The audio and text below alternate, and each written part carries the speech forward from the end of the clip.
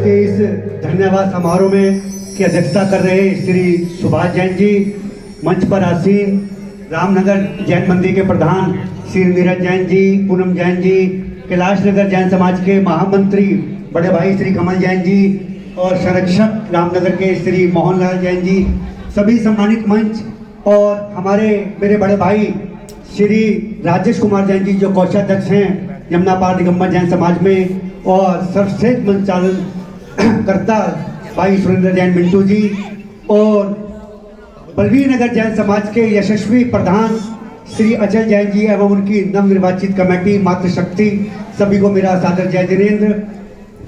आप सभी को बधाई देना चाहता हूं जिस प्रकार से बलवीर नगर जैन समाज ने इतनी बड़ी जैन समाज होते हुए भी शांतिपूर्ण तरीके से चुनाव संपन्न कराए, इसका श्रेय आप सभी को जाता है। और उसका श्रेय मुख्य चुनाव अधिकारी श्री सुभाष जैन जी को जाता है कि इतना बड़ा जनादेश आप लोगों ने दिया, भारी जनादेश दिया, क्योंकि मैं समझता हूं चुनाव अधिकारी की बहुत बड़ी भूमिका होती है। ये मैं इसलिए जानता हूं क्योंकि अभी ऋषभ बिहार जैन समाज के चुनाव हुए थे तो मुझे भी जिम्मेदारी दी गई थी चुनाव अधिकारी की, और वो जिम्मेदारी इतनी बड़ी होती है, मुझे तब पता लगा रात को 2-2 बजे मेरे पास फोन आए लोगों के, 2-2 बजे मेरे पास जानकारी लेने के लिए फोन आए पक्ष के विपक्ष के। और आप विश्वास मानिए कि ये सुभाष जैन जी की कर्मठता ईमानदारी का नतीजा है कि बिल्कुल भी कटाक्ष किसी के ऊपर नहीं हुआ और शांतिपूर्ण तरीके से चुनाव संपन्न हुए। और बलवीर नगर जैन समाज ने जो भारी जनादेश दिया है वो कहीं ना कहीं एक संकेत है उन लोगों के लिए जिन लोगों ने मंदिर का मैटर कोर्ट में लेकर के गए। अब मैं समझता हूं कि उन लोगों को, वो भी हमारे समाज के ही लोग हैं, समाज के ही बंधु हैं, उन लोगों को बलवीर नगर जैन समाज के जनादेश का सम्मान करते हुए स्वतः ही कोर्ट से केस वापसी ले देना चाहिए, क्योंकि माननीय कोर्ट से भी अगर कोई बड़ी है तो हमारा जनादेश है, लोकतंत्र है। आप लोगों ने ये बता दिया कि ठीक है जो कोर्ट करेगी वो करेगी, लेकिन हम लोग भी कुछ करने के काबिल हैं। और आप लोगों ने, मैं समझता हूँ 521 वोट हमारे अचल जी को मिली और 195 वोट हमारे जो विपक्ष के थे पवन जैन जी थे ना, पवन जैन जी को मिली। तो पवन जैन जी तो खैर यहाँ नहीं है, अभी भाई कह रहे थे बैनर, मैं उसका भी जवाब दूंगा बैनर का। भाई पवन जी को ये समझना चाहिए, अगर वो मेरी बात वहां तक पहुंच रही है, कि आपको भी 195 लोगों ने समर्थन दिया है, आप भी 195 लोगों का प्रतिनिधित्व कीजिए। कोई समस्या है उनकी, अगर कोई उनका सुझाव है तो अचल जी को दीजिए, सही मायने में यही समाज की सेवा होती है। और रही बात बैनर की, तो मैं बता दूं अगर यहाँ बैनर श्री दिगंबर जैन समाज बलवीर नगर का लगा होता तो व्हाट्सएप पे चल रहा होता कि देखो जी अपने जीत का समारोह भी बलवीर नगर जैन समाज के खर्चे से कर दिया।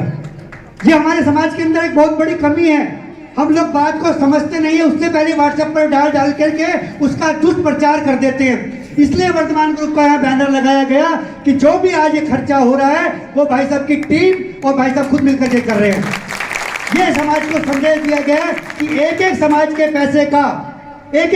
पैसे का सदुपयोग किया जाएगा। और भाई साहब ने जो भी अचल जी ने आप लोगों के सामने भावी योजनाएं रखी, उसमें सबसे बड़ी प्रमुखता से रखा कि भव्य पंचकलानक। निश्चित रूप से अचल जैन जी बहुत सक्षम है, इनकी दूरदर्शी सोच को मैं नमन करता हूं, प्रणाम करता हूं, जिस प्रकार से ये हम जैसे युवाओं को सम्मान दे रहे हैं।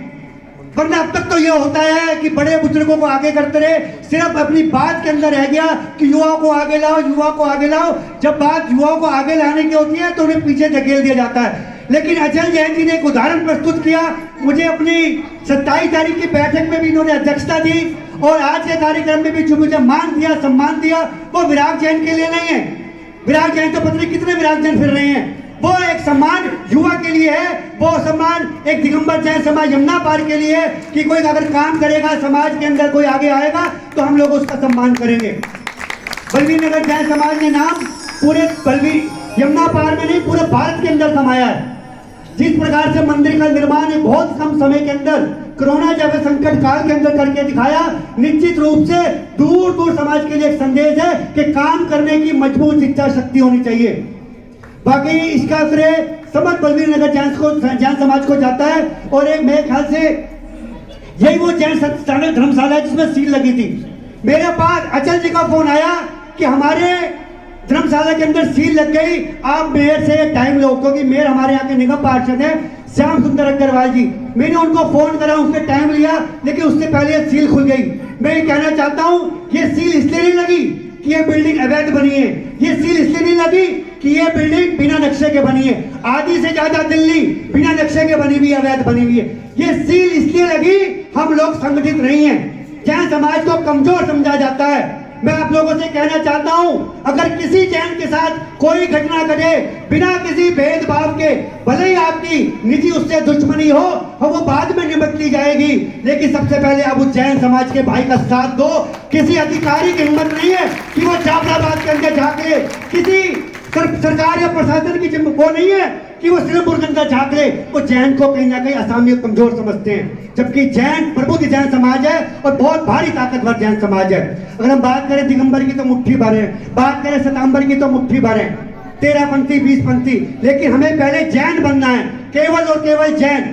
मुझसे लोग पूछते हैं कि भाई आप श्वेतांबर हो दिगंबर हो, मुझे बड़ी खुशी होती है क्योंकि मैंने अब तमगा जैन का लगाया है, ना दिगंबर का लगाया ना श्वेतांबर का लगाया है।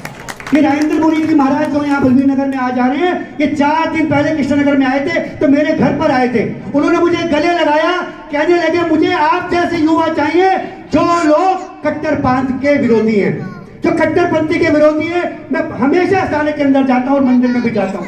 निश्चित रूप से मैं बता दूं कि निश्चित रूप से जन्म मेरा दिगंबर परिवार में हुआ है, लेकिन मैं केवल और केवल जैन हूँ। और आप लोगों से भी कहना चाहता हूँ, कहीं भारी मार्केट के अंदर झगड़ा